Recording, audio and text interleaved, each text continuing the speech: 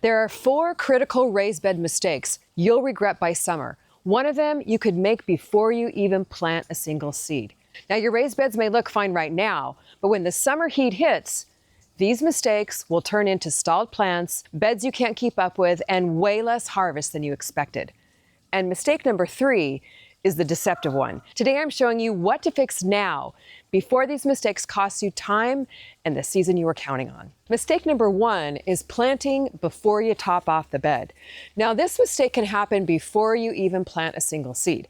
And let me show you what I mean right here in my raised bed. I just cleared this bed yesterday, and at first glance, still looks pretty decent. There's some good looking soil in here. Nothing looks obviously wrong. I could walk out here ready to plant and think, this is fine, I can plant in that. But this is the trap. This bed may look ready for planting, but it's not the same bed it was last season. The compost and soil I added last time I planted has since broken down.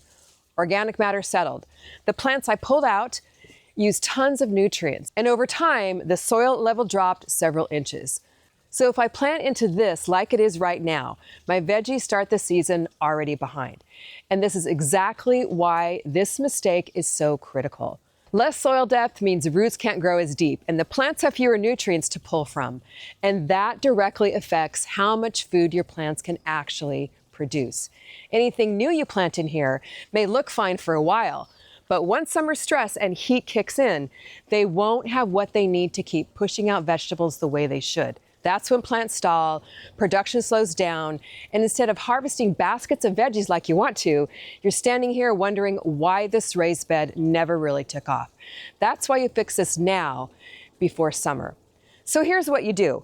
If the soil has dropped several inches like mine has here, top it off before you plant a single seed or put your transplants in. Add fresh raised bed mix, compost, or soil builder and work it into the top few inches. That fresh layer gives roots deeper soil to grow into, adds nutrients back into the bed so the plants have what they need to keep producing through the summer. Now, this is where I like using bumper crop raised bed mix or soil builder because it adds organic material and nutrients while still keeping that good balance between moisture retention and drainage. If you're watching this thinking, oh no, Kim, I already planted my bed, is it too late to fix? Don't worry, I got your back. You can still top it off. So in the case of this bed here, what I would do is add fresh mix or compost into the open spaces around the plants, and then lightly work it into the top inch or two so you can feed the bed and rebuild some of that lost soil depth at the same time. But fixing it before planting is way easier than trying to rescue stressed plants in the middle of summer. And even if your soil level is perfect, don't relax yet, because the next mistake has nothing to do with soil, but it can make your own food physically harder to reach.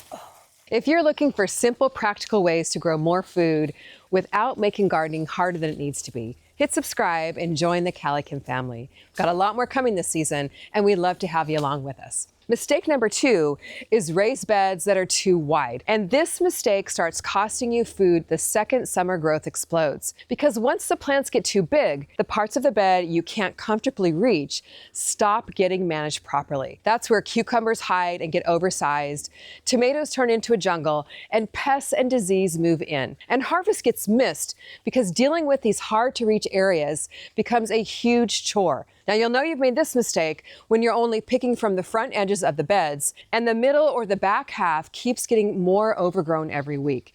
And the more overgrown it gets, the less you even want to deal with it. You know what I mean?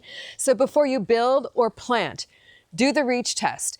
Stand where you'll normally work from and reach into the bed. Not leaning hard, not twisting, no stepping into the soil so your soil gets compacted or your plants get squished. If you can't comfortably reach the middle, the bed is too wide. Now, for most raised beds, 4 feet is the sweet spot because you can comfortably reach the middle from both sides to tend and harvest your veggies. And the nice thing is, the length here doesn't really matter. Mine are all different lengths depending on the space. This one here is 8 feet long, that one is 4, and this one here is 2. It's the width that determines how easy the bed actually is to manage. If the bed is against a wall or a fence, and you can only access it from one side, closer to 2 feet wide usually works a lot better. And if your bed is already too wide, don't tear the whole thing apart. Just change how you use the space. Use a center for flowers or pollinators, a bird bath, or something low maintenance you don't constantly need to reach. Then turn the edges into your working zone. That's where you can plant your tomatoes, cucumbers, peppers, squash, and pole beans, and anything you need to harvest or prune often should go on the edges. And of course, grow vertically whenever you can, so the plants grow up and don't sprawl all over the place. I like to put the taller plants towards the back so they're not shading out the shorter plants in the middle or around the edges. If the bed is too wide and hard to manage, eventually you'll stop maintaining it. So fix this mistake now before summer hits, and you'll harvest a lot more veggies because of it. The next mistake is the one that fools gardeners because the bed looks big enough from the outside, but underground, the roots are running out of room fast. Mistake number 3 is planting big summer crops in a raised bed that's just way too shallow. And this is a deceptive one I mentioned earlier in the beginning of the video, because the plant starts growing just enough to fool you.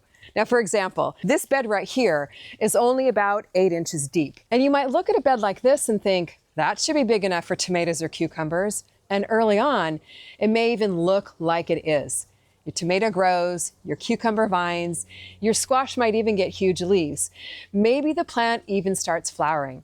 So you think everything is working, but when summer hits, and right when you should be harvesting baskets of veggies, production starts slowing down instead.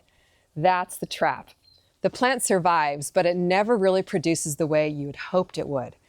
And this is why this mistake is so critical. Big summer crops like tomatoes, cucumbers, squash, and peppers, plain and simple, need deeper root space because they're trying to support huge plants, flowers, fruit production, and summer heat all at the same time.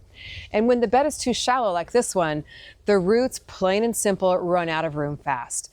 There's only so much water and nutrition a shallow root zone can hold before the plant starts struggling. That's when plants stall out, dry out faster, and stop producing the way they should. You might still get growth, but not the kind that fills your kitchen counter. But here's the good news. You do not have to tear out your raised bed or throw the whole thing out. You just need to match the crop to the depth of the bed. Beds like this one are made for shallower rooted crops that grow fast without needing deep root space. And this is where you load up your shallower raised beds on lettuce, spinach, arugula, basil, cilantro, green onions, radishes, herbs, strawberries like I have here, and quick crops that you can harvest over and over again. Another good thing to go with in a shallower bed is compact or dwarf varieties. Tiny Tim tomatoes, patio peppers, bush beans, and compact container varieties are much smarter choices here because they stay smaller above ground, which means they do not need a massive root zone to give you a solid harvest. And that's exactly why I included compact varieties like Tiny Tim in my summer harvest seed bundle. They're perfect for raised beds like this and still produce really well without fighting the shallow depth all summer. And right now, all my seed collections are 30% off with the code May30. So it's the perfect time to plant varieties that actually match the setup that you have. But if you want tomatoes, cucumbers, squash, and peppers, pumping out vegetables throughout the summer, give those vegetables at least 18 inches to 2 feet of soil depth minimum like this raised bed right here. This one's about 2.5 feet tall. The deeper root space gives plants access to more water and nutrients and helps them keep producing through the heat and leads to much bigger harvests over the course of the season. Match the crop to the bed depth and the whole garden gets easier to manage and a lot more productive.